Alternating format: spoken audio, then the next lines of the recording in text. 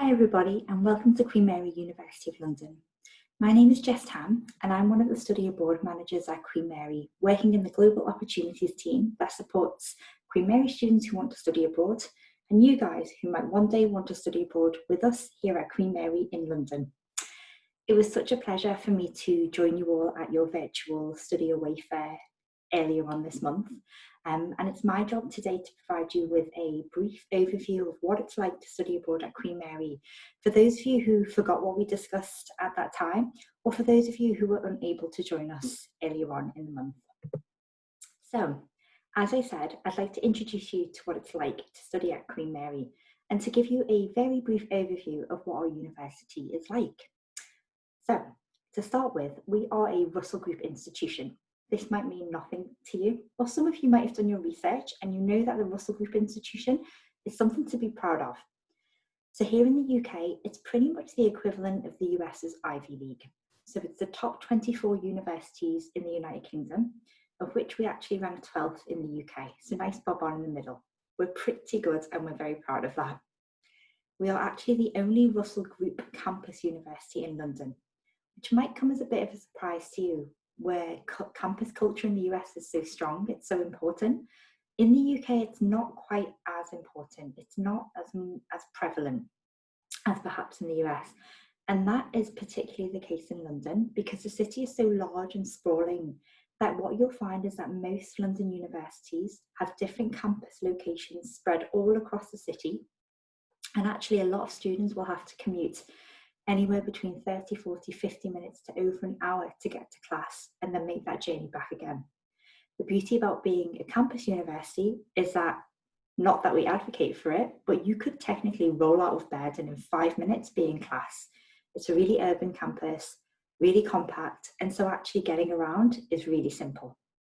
We have a long and distinguished history, as you can see from this slide here. And we're really proud to be one of the most international, diverse and inclusive universities in the country. 50% of our student body is actually international. And when we look at our student body, you'll be joining just over 1,000 study abroad students every year who choose our study abroad programme to be the right one for them. So, looking at our campus a little bit more closely, you'll see here that we really are known as London's campus university. This greyed out area here, this bubble, shows how compact our campus is. You can get from one side of campus to the other in a 10-minute walk max.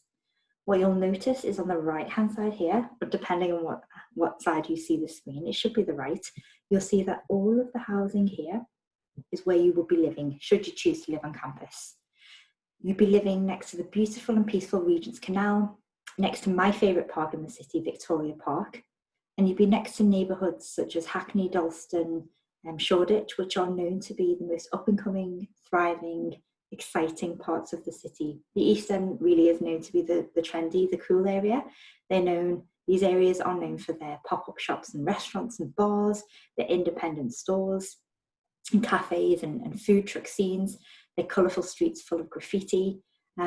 The neighbourhoods really are a great part of getting to know the City of London. And the beauty about living in this location is that you really will be part of a neighbourhood and not living just purely in the tourist trap bubble. Having said that, we are really close to that centre. So I don't know how much you know about London, but we refer to London as being made up of 9 zones. Zone 1 is probably what you think of when you consider London. So we're talking Westminster, we're talking Trafalgar Square, we're talking where the Queen lives, Buckingham Palace. We are located in Zone 2 of London. So we are the first tube station, so the first underground station east of the centre. So that basically means that we are in Zone 2, but only just, and we can actually see the city centre from our campus. You can walk to Zone 1 within 15 minutes, depending on where you want to go. Or if you want to go further afield into more central London or west or beyond, then you can get to the likes of Oxford Street to go shopping in 15 minutes by tube, for example. So everything is very accessible. But once you're tired of the hustle and bustle and chaos of the city, you can retreat to the comfort and security of your campus. Now, the studies at Queen Mary. We have 14 academic schools and you are permitted to have the flexibility to register across all of those academic schools should you wish, or if your programme requires it. The good thing about this is that you have complete flexibility, and this fits in nicely with your programme back home in the US. And this is actually very different to any UK degree seeking student, so they might be a bit jealous. We have lots of modules, what we refer to as classes, for you to choose from. And you have the academic support of what we call our study abroad coordinators. And they are academic members of staff, so professors in each academic school, who are here to help you through what will hopefully be an engaging and enriching academic culture, but one that's probably likely to be quite challenging, simply because of its differences to what you're used to back home. So looking at those differences, Isabel is one of our former study abroad students who studied abroad with us from the University of Tulsa, and she wrote a great succinct blog post about the 5 differences between the academic systems in the UK and the US. So touching on those briefly, as I mentioned before, liberal arts is not commonplace in the UK. So you'll find UK degree seeking students selecting their 1 degree programme and sticking to that particular area. So they're a history student and they study just history, for example, or a politics and international relations student is studying purely politics or IR, computer science, only comp sci, etc. So you might find that a little bit intimidating to begin with, but they will also find it intimidating how much you know about other academic fields. The class structure here in the UK, in terms of modules, they're usually split between a seminar and a lecture. The lecture setting being very much like this, where an academic member of staff will be focusing on one particular topic or a couple of particular areas. You've probably done some reading in advance of the lecture, but you're very much sat there in a room with a lot of people, anywhere between 30 to 300 plus students, and you're listening avidly, you're taking notes, you're considering the content, but there's no participation really.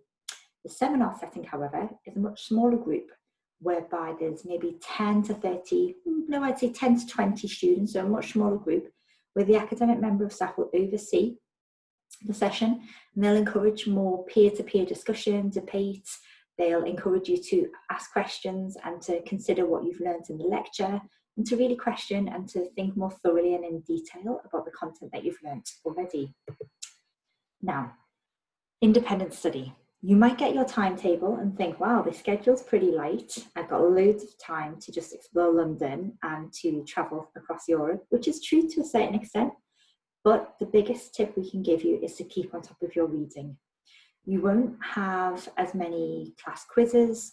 There won't be lots of regular tests. What will actually happen is that in terms of exams and grading, you'll probably have 1 or 2 final exams or assignments that make up the whole grade for that particular class, or what we call module. So keeping on top of your classes and the class content is really vital, because for each class module that you have, you'll likely only have between 2 and 3 hours content time a week. But the intention is for you to self-study, to be an adult, and to take ownership of your studies and any extra reading you can do to support your studies. In terms of housing, as I said before, you could live alongside the beautiful Regent's Canal, and basically in terms of the setup, you would have the chance to study and work in one of the most exciting, busiest capital cities in the world, but then our campus is actually pretty quiet, nice and peaceful. It's fully immersive, so you will be living with a mix of study abroad and Queen Mary degree seeking students, which I think is really nice in order to meet local people and to better understand the university culture here in the UK. Each flat contains 4 to 9 students, a mix of students, as I said already, but you'd have your own bedroom, and many of you, i.e. the majority of you, will actually have your own bathroom. And then the shared kitchen and living areas are great ways in which to make your friends and to socialise. And alongside all of the facilities you can expect from housing on campus, there's 24-hour security, and you're actually located in between 2 tube stations, which can get you across and anywhere in the city in no time. Our wellbeing programme is something that we think is really important. So we actually have a wellbeing programme specifically for you guys as study abroad students, which is the only kind in the UK.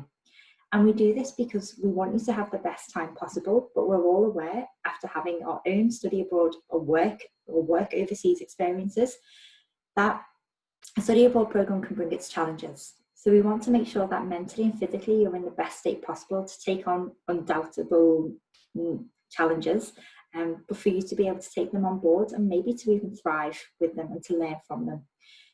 Alongside our own wellbeing programme, which includes the likes of canoeing along Regent's Canal, or wall climbing, or the walking and running clubs and the cinema clubs that are local independent, you would actually have the chance to enrol on an 8-week mindfulness course.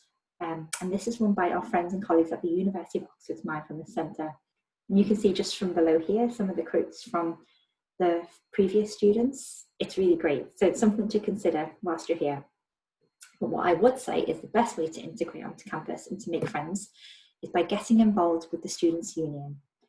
We have over 100 societies for you to join. So whether it be from, an academic society that you might want to join, something like data coding for ComSci, or if it's a faith and religious group, or maybe you want to get involved in Wine and Cheese Society or Harry Potter Society. These are great ways to make friends with like-minded people and to get out of your comfort zone, perhaps, and maybe learn a new sport. So follow football or rugby, or if you're great at basketball and you look at the Brits and think you guys need some help, it's something to consider as well. So why Queen Mary? Well, for me, in a nutshell, it's a mix of things. Location-wise, it's a mix of big urban capital city life and the security and safety and peacefulness of a community campus.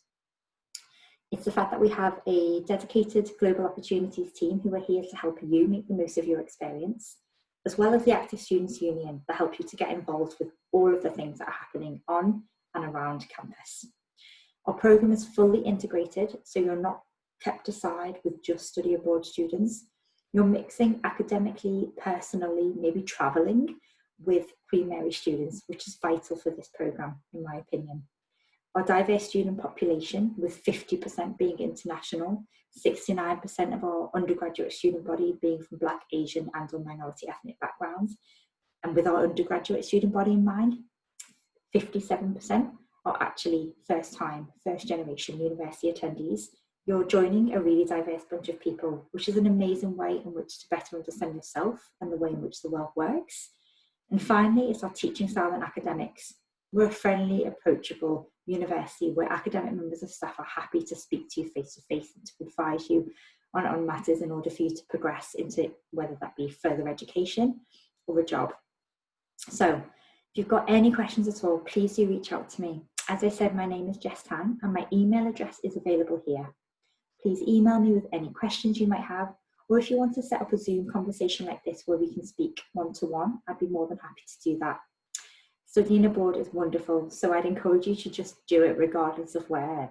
But I appreciate that you have so many different programme options to choose from, which, although choice is fantastic, it can also be somewhat overwhelming.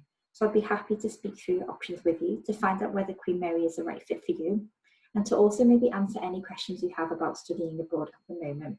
COVID-19 is a challenge for all of us, and it's a really strange time to be a student. So I'm all ears. Any questions you have, please do feel free to get in touch. I've lived in and loved East London for almost a decade, so I'd be happy to share even just my personal experiences with you. So if you have any questions at all, please do feel free to get in touch. I hope to be able to speak to you soon.